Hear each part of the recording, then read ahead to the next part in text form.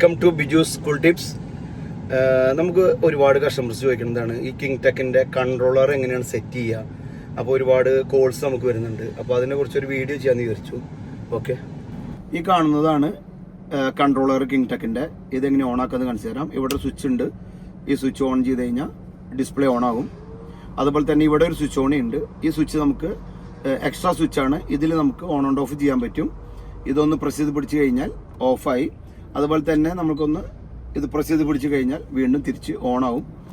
ചില സമയങ്ങളിൽ ആളുകളുടെ കൈ തട്ടിയിട്ടൊക്കെ ഈ സ്വിച്ച് ഓഫായിട്ട് വരാറുണ്ട്. അപ്പോൾ ആളുകൾക്ക് ഇത് എങ്ങനെയാണ് ഓൺ ചെയ്യാമെന്ന് അറിയില്ല. അപ്പോൾ അതാണ് ഞാൻ ഇവിടെ കാണിക്കാൻ കാരണം. അതിൻ്റെ ഭാഗമാണ് ഇതിൽ കാണിച്ചിട്ടുണ്ട്. ഇപ്പോൾ നമുക്ക് ഇവിടെ ഒരു LED ലൈറ്റ് വന്നത് കാണാം. ഈ LED ലൈറ്റ് ഇപ്പോൾ ഇൻസൈഡ് ഫാൻ വർക്കായിക്കൊണ്ടിരിക്കുകയാണ്.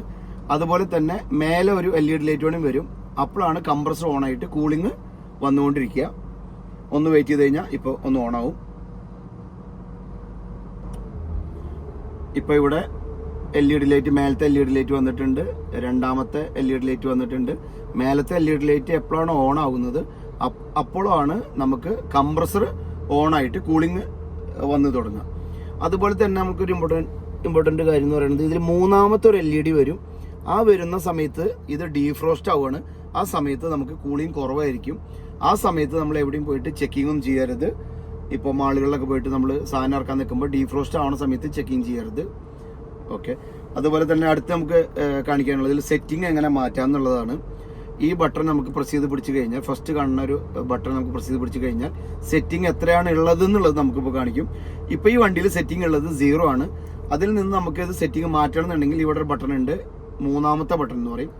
ഈ ഫസ്റ്റ് ബട്ടൺ ഹോൾഡ് ചെയ്ത് പിടിച്ചിട്ട് വേണം ഇതിൽ നമുക്കിപ്പോൾ ഇത് അടിക്കുമ്പോൾ നമുക്ക് മേലേക്ക് വന്നുകൊണ്ടിരിക്കുന്നത് കാണാം. ഇപ്പോൾ പ്ലസ് 10 ഡിഗ്രി വേണ്ട വെച്ച് കഴിഞ്ഞാൽ 10 സെറ്റ് ചെയ്തതിന് ശേഷം നമ്മൾ ഇത് റിമൂവ് ചെയ്ത് കഴിഞ്ഞാൽ സെറ്റിംഗ് പോയിന്റ് 10 ആയി. ഇനിയിപ്പോൾ നമുക്കത് മാറ്റണം, 5ലേക്ക് അല്ലെങ്കിൽ 0ലേക്ക് വെക്കണമെന്നുണ്ടെങ്കിൽ ഇപ്പോൾ 10 ആണ് ഇരിക്കുന്നത്, കണ്ടോ. ഇനി അത് 0ലേക്ക് വരണമെന്നുണ്ടെങ്കിൽ വീണ്ടും ഇത് സെക്കൻഡ് ബട്ടൺ നമ്മൾ അടിച്ചു കഴിഞ്ഞാൽ ഡൗൺ ചെയ്യാൻ പറ്റും. ഇപ്പം നമുക്ക് 0 ആയി. ഇപ്പം ഇങ്ങനെയാണ് കൺട്രോളർ സെറ്റ് ചെയ്യുക. ഞാനിപ്പോൾ കൺട്രോളറിൻ്റെ സെറ്റിങ്സും കാര്യങ്ങളൊക്കെ നിങ്ങൾക്ക് കാണിച്ചു തന്നു. അതുപോലെ നമ്മൾ കുറച്ച് കാര്യങ്ങളോട് നമുക്കത് നോക്കാനുണ്ട്. അതെന്തൊക്കെയാണ് ഞാൻ പറഞ്ഞു തരാം. ഒന്ന്, നമ്മുടെ വണ്ടികളിൽ നമ്മൾ പ്രൊഡക്റ്റ് ലോഡ് ചെയ്യുന്നതിനേക്കാളും മുന്നേ നമ്മൾ എന്ത് ചെയ്യണമെന്ന് വെച്ച് കഴിഞ്ഞാൽ, ആദ്യം തന്നെ നമ്മുടെ ചില്ലർ വണ്ടിയാണെങ്കിൽ നമ്മൾ അത് ഓണാക്കിയിടണം. ഫ്രീസർ വണ്ടി നമ്മൾ ഓണാക്കിയിടണം. ഡ്രൈ വണ്ടിയാണെങ്കിൽ നമുക്കത് ഓണാക്കിയിടേണ്ട ആവശ്യമില്ല. അപ്പോൾ അതൊന്ന് ശ്രദ്ധിക്കണം. അതേപോലെ തന്നെ അത് എത്ര നേരം ഓണാക്കണം എന്നൊക്കെ ആൾക്കാർക്ക് അറിയില്ല. അപ്പോൾ ഒരു ഫ്രീസർ വണ്ടിയാണെന്നുണ്ടെങ്കിൽ നമുക്കൊരു 45 ഡിഗ്രി ആണ് പുറത്ത് ചൂട് ആണെങ്കിൽ നമ്മൾ എങ്ങനെ പോയാലും ഒരു 1 അവറിന് മേലെ ഓൺ ആക്കുമ്പോൾ തന്നെയാണ് നമുക്കൊരു 0 ഡിഗ്രി അല്ലെങ്കിൽ -5 ഡിഗ്രിയുടെ ഉള്ളിലേക്ക് എത്തുള്ളൂ. അപ്പോൾ അത് അങ്ങനെ ഓണാക്കിയതിന് ശേഷം നമ്മൾ സാധാരണ ലോഡ് ചെയ്യുന്നത് നന്നായിരിക്കും. ചില്ലർ വണ്ടി നമുക്ക് ഇപ്പോൾ പലർക്കും പല ടെമ്പറേച്ചർ ആയിരിക്കും. റൂം ടെമ്പറേച്ചർ വേണ്ടവരുണ്ട്, 10 ഡിഗ്രി ആവശ്യമുള്ളവരുണ്ട്, 0 ഡിഗ്രി ആവശ്യമുള്ളവരുണ്ട്. അപ്പോൾ അതിനനുസരിച്ച് നിങ്ങൾ ടൈം, നിങ്ങൾക്ക് ഏകദേശം നിങ്ങളുടെ വണ്ടി എത്ര നേരം കൊണ്ടാണ്, ഇപ്പോൾ ഒരു 0 ആണെന്നുണ്ടെങ്കിൽ നമ്മളൊരു 5 ഡിഗ്രി വന്ന് അല്ലെങ്കിൽ ഒരു 10 ഡിഗ്രി വന്നതിന് ശേഷമാണ് നമുക്ക് ലോഡ് ചെയ്ത് അത്രയും നന്നായിരിക്കും. നമ്മുടെ പ്രോഡക്റ്റ് അത്രയും കൂളിംഗ് അതിൽ നിൽക്കും. ഓക്കെ, അപ്പോൾ അതൊന്ന് ശ്രദ്ധിക്കണം. അതുപോലെ തന്നെ ചില്ലർ വണ്ടികളാണെങ്കിൽ നമ്മൾ 45 ഡിഗ്രിയാണ് പുറത്താണെങ്കിൽ നമ്മൾ ഒരു 45 മിനിറ്റ് മുന്നേ ഓണാക്കുന്നത് നന്നായിരിക്കും. അതുപോലെ 30 ഡിഗ്രി ആണെങ്കിൽ ഒരു 30 മിനിറ്റ് മുന്നേ നമ്മൾ ഓണാക്കുന്നത് നന്നായിരിക്കും. അപ്പോൾ അതുപോലെ ഒന്ന് ഡ്രൈവർമാർ നിങ്ങളുടെ വണ്ടി എത്ര സമയം കൊണ്ടാണ് ടെമ്പറേച്ചർ റീച്ച് ആവണമെന്നനുസരിച്ച് നമ്മളത് ഓൺ ചെയ്യണം. അതിന് ശേഷമാണ് നമുക്ക് പ്രൊഡക്റ്റ് ലോഡ് ചെയ്യാൻ പാടുള്ളൂ. ഓക്കെ, അപ്പോൾ അതൊന്ന് ശ്രദ്ധിക്കണം. ഓക്കെ, അതേപോലെ തന്നെ അടുത്ത് നമ്മൾ ശ്രദ്ധിക്കാനുള്ളത്, നമ്മുടെ ഫ്രീസർ ഐറ്റംസ് ഫ്രീസറിൽ മാത്രമാണ് വെക്കാൻ പാടുള്ളൂ.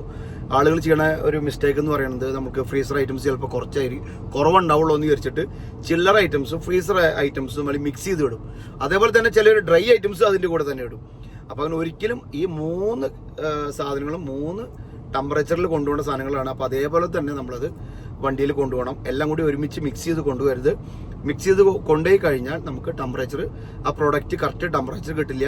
ഇപ്പോൾ ചില്ലർ ഐറ്റംസ് ഫ്രീസർ ഐറ്റംസ് ഒരുമിച്ച് ഇട്ട് കഴിഞ്ഞാൽ ചില്ലർ ഐറ്റംസിന് കുഴപ്പമുണ്ടാവില്ല, ചിലപ്പോൾ ടെമ്പറേച്ചർ റീച്ച് ആവും.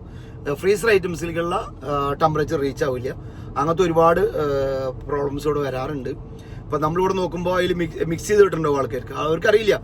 ഒരുപാട് ആൾക്കാർ വിചാരം ഫ്രീസർ ഐറ്റംസും ചില്ലർ ഐറ്റംസും ഒക്കെ ഫ്രീസർ എന്നാണ് പറയുക എല്ലാവരും. അപ്പോൾ അതുപോലെ ഡ്രൈവർമാർക്ക് ഒരുപാട് അറിയാത്തവർ ഇതൊന്ന് വീഡിയോ കണ്ട് നിങ്ങൾ അതിനനുസരിച്ച് മാറ്റം വരുത്തി കഴിഞ്ഞാൽ നിങ്ങൾക്ക് നന്നായിരിക്കും. ഓക്കെ, അതുപോലെ തന്നെയാണ് നമുക്ക് മെയിൻ്റനൻസ് ചെയ്യണ കുറച്ച് കാര്യങ്ങൾ അതിൻ്റെ കൂടെ ഞാൻ പറയാം. ഇപ്പോൾ നമ്മളൊരു വണ്ടിയുടെ ബെൽറ്റ്, ഇപ്പോൾ ഒരു നമ്മൾ വെഹിക്കിൾ ഡ്രൈവ് മോഡ് പറയാമെന്നുണ്ടെങ്കിൽ നമുക്ക് വണ്ടിയിൽ ബെൽറ്റ് വരും. ഈ ബെൽറ്റുകളൊക്കെ നമ്മൾ ഡാമേജ് ആയി കഴിഞ്ഞാൽ അപ്പോൾ പുതിയതിടും.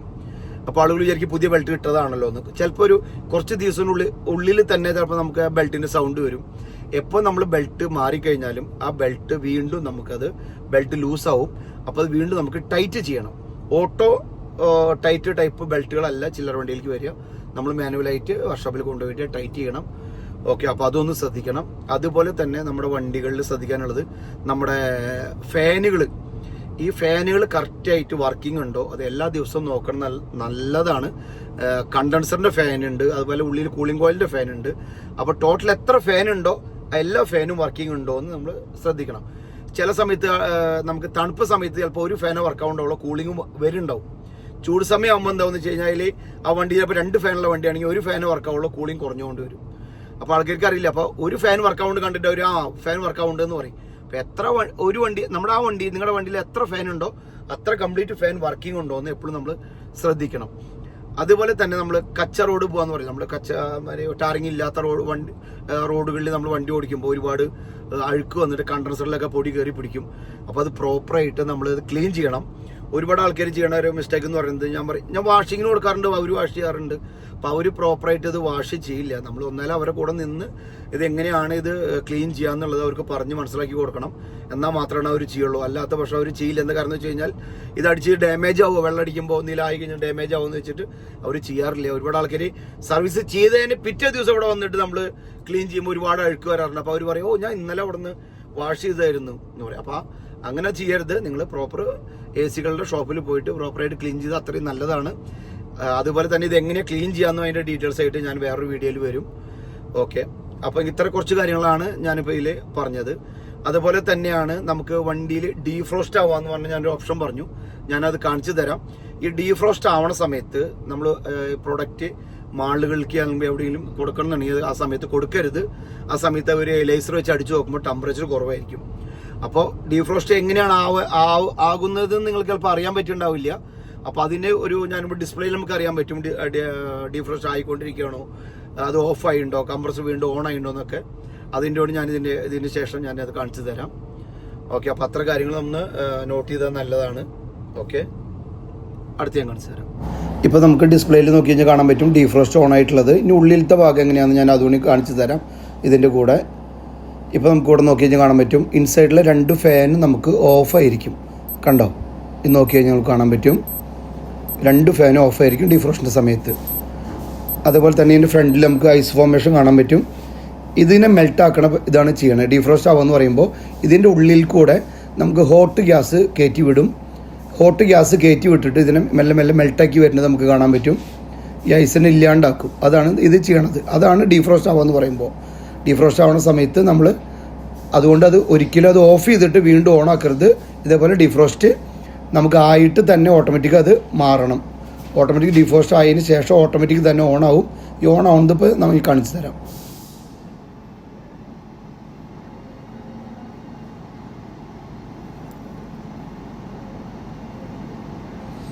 ഇപ്പം നമുക്കിവിടെ കാണാൻ പറ്റും ഐസ് ഉള്ളതൊക്കെ കംപ്ലീറ്റ് അവിടെ മെൽറ്റ് ചെയ്ത് കാണാൻ പറ്റും.